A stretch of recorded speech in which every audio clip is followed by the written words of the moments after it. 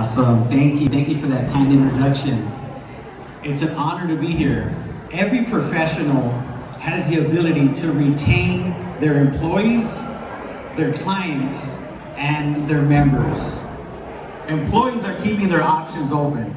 Clients may or may not be moving forward, and members are considering alternatives. In the next few minutes, you will learn some little-known secrets on how to retain your most valuable asset. So by a show of hands, how many of us here are employees? Okay, and how many of us have clients? All right, and then how many of us are members of an association? Probably all of us here, right? How many of us are not gonna raise their hand regardless of what I ask today? So, and it's totally fine. I wonder how many individuals in the workforce, percentage-wise, are actively looking for new positions. Any wild guesses? Percentage? Individuals in the workforce looking for new positions. 40? Anyone else? 30? 60? Great guesses. Gallup Institute did some research, and what they found is that 50% of individuals are actively looking for new opportunities. Now, take a look around. If that is true, that means potentially that 50% of this room is looking for a new position. And I know it's not you, it's probably the person behind you, right? And they went on to ask these individuals that eventually did go on to another organization. 53% of them said that if only someone would have just sat down and chatted with them, they would have stayed with that organization.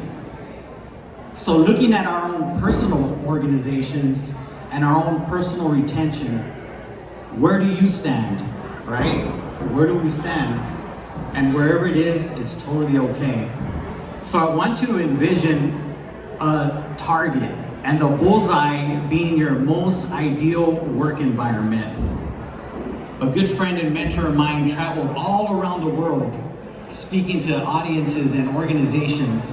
And towards the end of his career, he realized that there's only 3 things that most people are looking for. He said that most people just want to be reasonably healthy, reasonably wealthy, and reasonably happy. Are they in a workspace where they can be freely express their happiness? Are they working in an environment where it's a healthy environment? And then he went on to say that some of us want to be unreasonably wealthy. And we've all seen those people before, right? So now the question is, when it comes to our employees, our clients, and our members, and do they have a unique economic value principle attached to their knowledge, skills, and abilities? I led and managed a volunteer organization for 10 years. And one of my most valuable players came to me and he said, Angel, his name was Eric. He said, Angel, I'm getting burnt out. I don't know if I could do this for you and them anymore. How do you do it? And for a moment, I was flattered. I'm like, wow, you're doing this for me? And then I was like, no, you know what? The reason why you see me going all in for this organization and other organizations is because I've aligned my purpose, my vision, and my calling to this organization. And I encourage you to do the same. And I believe that he got it that day. Him and I became really good friends, and we ended up serving together for many years to come. So my first and only point for you today is this: value your people. When I got approached to speak at this event, I got approached by a person that I have a high opinion of. And this individual looks at me as a person of high value as well. And when she reached out, she's just like, hey, Angel, I respect your time. I know, I love what you're doing out in the marketplace. I know you're extremely busy. And I believe that you can bring something unique to the table. And then she presented the opportunity. At the same time, around the same time, I got another individual, another organization reach out to me. But the conversation was slightly different. This individual said something along the lines of, well, there's hundreds of people similar to you wanting this opportunity. How do you think that made me feel? How would that make you feel? Who would you rather do business with? An individual that sees you as being a high level individual, or someone you're just another number? You're just like everybody else. It's pretty obvious, right?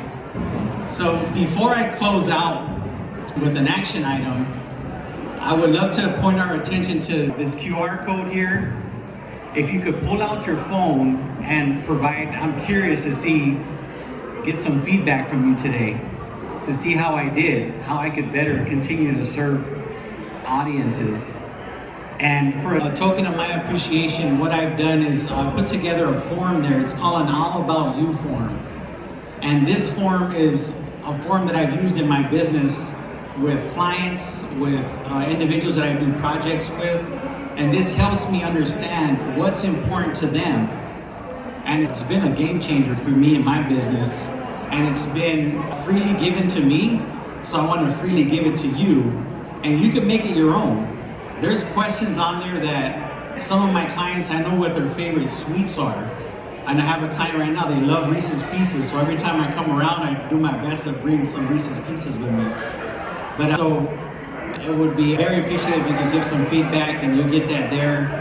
And in closing, so as we go back to our workspaces, I want to encourage you to continue to give to your clients, continue to give to your members and your employees. It has been said that giving is the highest expression of freedom. So I want to encourage you to continue to give of your talents, your treasures, and of your time. It's been an absolute pleasure to serve you this morning. You can reach me at